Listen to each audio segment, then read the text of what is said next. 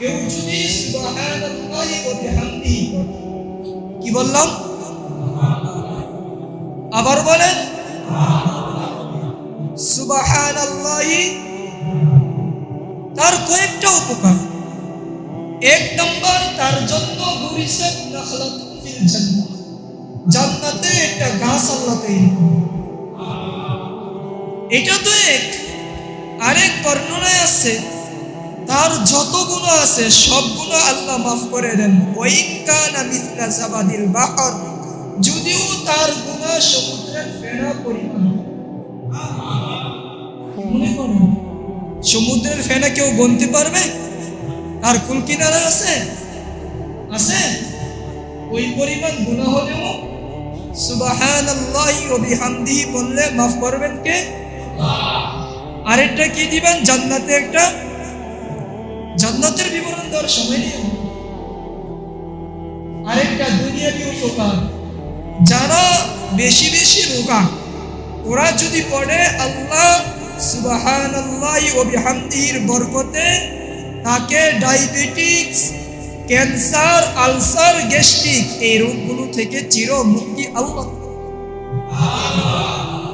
ডাক্তারের কাছে তো কতই দৌড়, ডাক্তার কিভাবে ভালো হবে, ডাক্তার কি খেলে আমি ক্যান্সার থেকে বাঁচবো, ডাক্তার কি খেলে আমি ডায়াবেটিস থেকে বাঁচবো। অথচ কোনোদিন তো এটা চিন্তা করি নাই, ভাবিও নাই যে আমি একবার সুবহানাল্লাহি ওয়া বিহামদিহি পড়ি আল্লাহ ভিতর থেকে রোগগুলো আস্তে আস্তে করে আমাকে পবিত্র করে।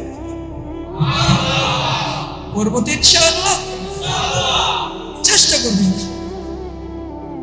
মেরে দোস্ত, আমরা যে মজলিসে বসছি আমি জানি এই মজলিসে বসলে টাকা পাওয়া যায় না, এই মজলিসে বসলে টাকা পাওয়া যাবে না, ক্ষমতা পাওয়া যাবে না, ওটা আমি মানি। কিন্তু রব্বে কাবার কসম, আল্লাহর কসম করে বলতে পারি এই মজলিসে বসলে যদিও টাকা পাওয়া যাবে না, পয়সা পাওয়া যাবে না, ক্ষমতা পাওয়া যাবে না, কিন্তু এমন এক সত্তাকে পাওয়া যাবে যাকে পাইলে আসমানের মালিক আমি, যাকে পাইলে জমিনের মালিক আমি, যাকে পাইলে পুরো দুনিয়ার মালিক আমি। শুধু এতটুকুই না, জান্নাতেরও বাদশা আল্লাহ আমাকে বানিয়ে দিবেন। ইনি হলেন এক আল্লাহ। ইনি কে? যাকে পাইলে পুরো দুনিয়ার বাদশা। নতুবা কেন বলবে মানলাহুল মাওলা ফালাহুল কুল, যে আল্লাহকে পেয়ে গেল সে দুনিয়ার বাদশা হয়ে, দুনিয়ার বাদশা।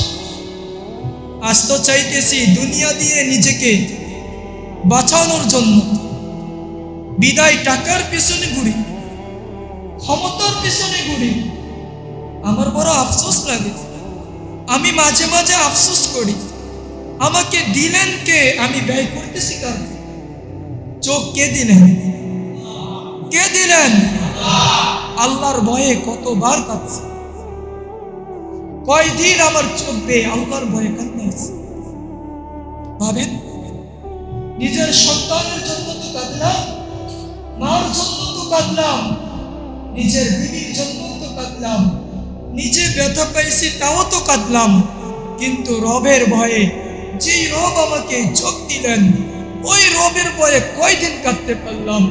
যেই রব আমাকে পা দিলেন, এই পা দিয়ে তো নেতার জন্য কতই দৌড় দিলাম, নাচ গানের দিকে তো কতই দৌড় দিলাম। এই পা রবের ঘরে জীবনে কয়বার,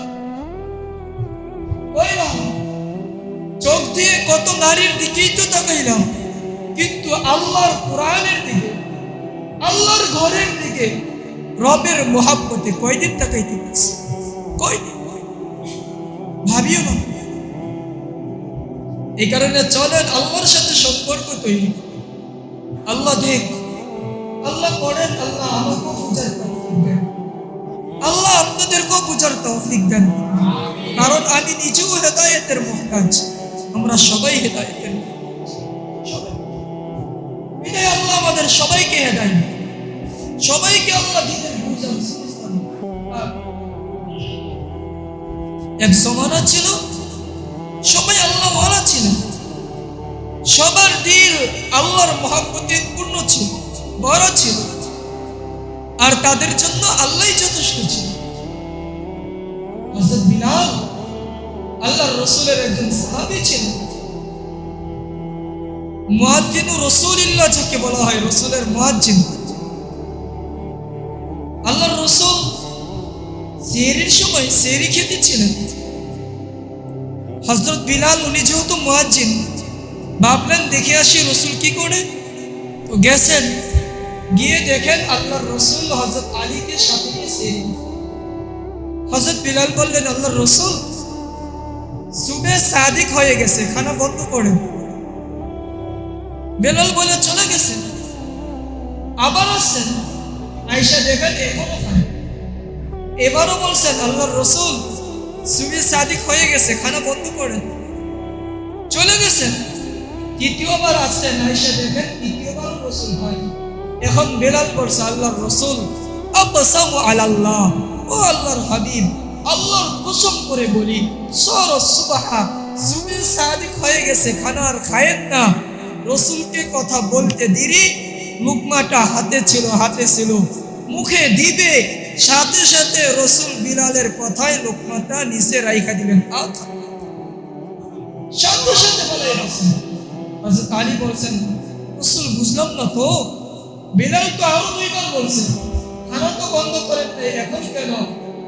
তখন রাসূল বলতেছিল, শোনো, মূলত এখনো সুবে সাদিক হয় নাই, কিন্তু বিলালের কসম, আল্লাহর সাথে বিলালের এই পরিমাণ মহব্বত, এই পরিমাণ সম্পর্ক, তার কসমের কারণে আমি রাসূলের জন্য আল্লাহ এক লোকমা খানা খাওয়াবো হারাম কইরা সুবে সাদিক করে দিয়েছে।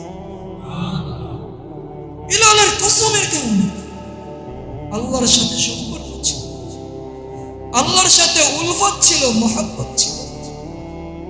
গরিব ছিল, চেহারা সুরত কেমন ছিল, কিন্তু আল্লাহর কসম দিলের ভিতরে